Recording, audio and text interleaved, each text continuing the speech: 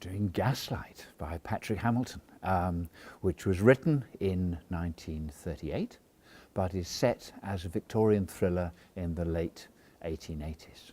A time when women didn't have the vote and were very much considered property by relatives, be that husbands or fathers. He's writing in 1938, but at a time after women's suffrage, but he's describing a time when women were far less powerful, had far less opportunities in a very paternalistic society, and he doesn't pull his punches. I think that's the benefit of the piece having been written with a good deal of hindsight from an insider's point of view, not what the Victorians would have wanted us to see, which it would have been a piece of domestic bliss. I think we're very much on the inside of these people's worlds, much as they don't want us to be. They don't.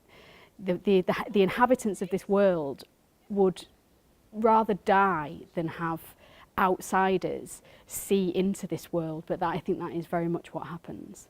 I have been surprised and somewhat shocked by working on this play, because it is enormously distressing and upsetting and very, very powerful. And the reason it is so distressing is because it is so relevant today. Even today, with all the advances in women's rights, and of course we have the vote now, where women in the 1880s didn't, and even in the 30s had only had it for 8 or so years. We still find ourselves in a situation where domestic abuse occurs in 1 in 6 men and 1 in 4 women. So we're still at that stage even today.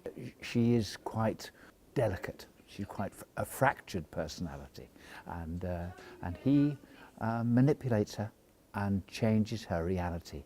It's alarming how we find ourselves seeing, in this case, a woman who is so much under the mantle of her husband, so much under the weight of his influence, that she really has nowhere to turn. I mean, the term comes from the play, gaslighting, which is the psychological manipulation of another person's reality through bullying, through suggestion, through insinuation, by all sorts of different ways. You think of jealousy, and you think of Othello, and you think of The Winter's Tale, but the name isn't there, whereas this, Gaslight by Patrick Hamilton has actually entered the lexicon.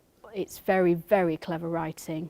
The ways in which Mr. Manningham attacks his wife are very subtle, as is often the case. It's allowing yourself to go down those routes of really quite dark emotional depths, but not being subsumed by them. It's a gift for actors, really, because they can give rein to their emotions, and it is set in Victorian times, and so there is more than a whiff of Victorian melodrama about it. But on the other hand, it has to be truthful. If the emotion isn't truthful, the audience won't feel what I hope they will feel and experience. It is a psychological thriller, and I think right until the end of the piece, we don't know where it's going to go. There are twists and turns every step of the way, and until the last page, it could go anywhere. So I think you'd be in for a roller coaster of emotion and activity, but it should be a really exciting piece of work.